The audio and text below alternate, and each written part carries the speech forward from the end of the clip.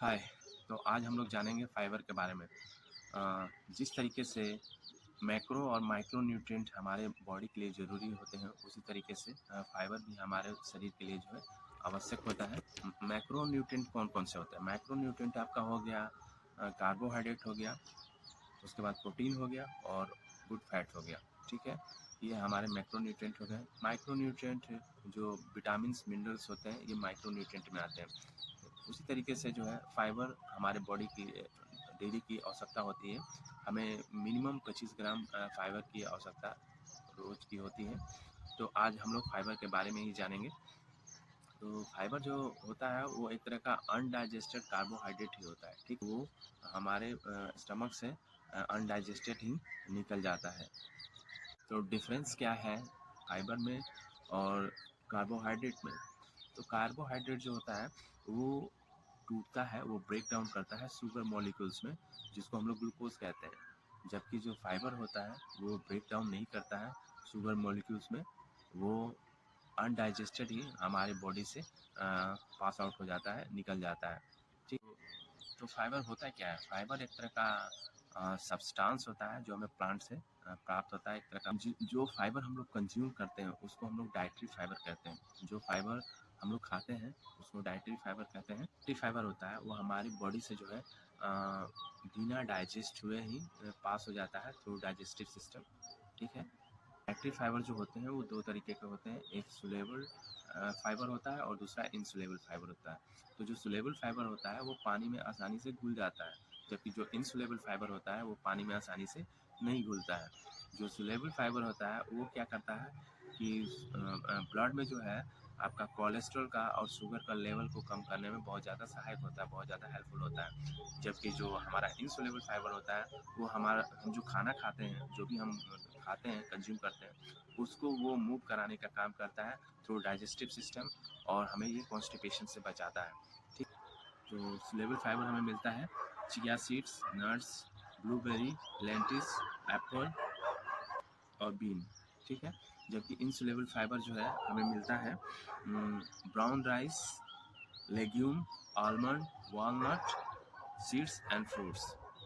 तो dietary fibre का basically benefit क्या है, उनका फ़ायदा क्या है हमारे शरीर में? अगर हम डाइटरी फाइबर सपोज कीजिए कि हम डाइटरी फाइबर जितनी चाहिए उतना कंज्यूम करते हैं, तो इससे क्या क्या फ़ायदे हो सकते हैं? तो सबसे पहले तो वो आपका जो है गट हेल्थ को बेहतर रखता है। गट हेल्थ कहने का मतलब है कि जो आपका स्मॉल इंटेस्टाइन और लार्ज इंटेस्टाइन है उसको ओवरऑल वो सही करने का काम करता है, ठीक रखने का काम करता है।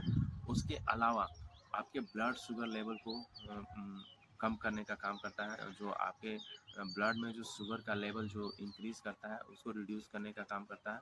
और अलावा जो कोलेस्ट्रॉल जो एक्स्ट्रा हमारे ब्लड में जो फ्लो कर रहे होते हैं या रहते हैं, उसको भी रिड्यूस करने में जो है आपका जो है फाइबर बहुत ज़्यादा हेल्पफुल होता है। तो जब हम वेट लॉस की जर्नी में होते हैं उस समय अगर हम फाइबर का प्रॉपर मात्रा में कंज्यूम करते हैं तो हमारा जो है वेट लॉस आसानी से होता है, और जो है रिड्यूस करता है किसी तरह की क्रॉनिकल डिजीज़ को भी।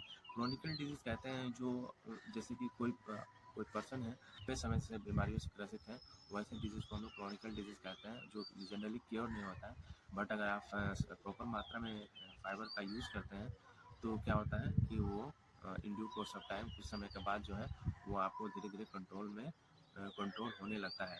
जैसे कि आपका ब्रेस्ट कैंसर या कोलोरेक्टल कैंसर जो होता है उसको कंट्रोल करने में जो है फाइबर बहुत ज़्यादा हेल्पफुल होता है। इसके अलावा जो है फाइबर आपके कॉन्स्टिपेशन जो कब्ज़ की जो समस्या होती है उसको रिड्यूस करने में बहुत ज़्यादा सहायक होता है। इसलिए जो है हमें फाइबर का जितनी रिक्वायरमेंट होती है उतनी फाइबर ज़रूर कंज्यूम करना चाहिए। तो हमें कितनी फाइबर की आवश्यकता होती है? तो हमें हमारी डेली जो नीड्स होती है ग्लोबल फिलॉसफी न्यूट्रिशन के हिसाब से हमें जो डेली फाइबर की आवश्यकता होती है, 25 ग्राम फाइबर हमें डेली चाहिए होता है। हमारी बॉडी की नीड्स होती है। अगर हम 25 ग्राम फाइबर अपने बॉडी को प्रोवाइड कराते हैं, देते हैं, तो हमारा बॉडी जो है अपने आप को जो है डाइजेस्टिव हेल्थ को जो है बेहतर रखने में, उसको सही करने में बहुत हेल्पफुल होता है। बढ़िया फाइबर जो है हमें हर्बलाइफ का जो एक्टिव फाइबर कॉम्प्लेक्स या एक्टिवेटेड फाइबर टैबलेट के फॉर्म में जो आता है वो बहुत ही बेहतरीन सोर्स होता है सोलेबल और इंसोलेबल फाइबर का। अगर हम इन दोनों प्रोडक्ट्स में से किसी प्रोडक्ट का यूज़ करते हैं तो हम अपनी ओवरऑल गट हेल्थ को, अपनी स्टमक को, अपने डाइजेस्टिव सिस्टम को बेहतर कर सकते हैं। ये 350 साइंटिस्टों द्वारा लैब में रिसर्च करके बनाया गया है, जो ये किसी तरह का कोई मेडिसिन नहीं है, ये हमारी डेली नीड्स के हिसाब से डिज़ाइन किया गया न्यूट्रिशन है, जो हमें हेल्दी, एक्टिव और फिट रखने में बहुत ज़्यादा सहायक होता है। तो फाइबर किनको अवॉइड करना चाहिए? तो फाइबर वैसे लोगों को अवॉइड करना चाहिए जिनको इन्फ्लामेटरी बॉयल डिजीज़ से ग्रसित है, जिनको भी इन्फ्लामेटरी बॉयल की समस्या है, वो डॉक्टर से कंसल्ट करके उनके एडवाइस के बाद ही जो है फाइबर कंज्यूम करें, तो उनके ओवरऑल हेल्थ के लिए बेनिफिशियल होगा।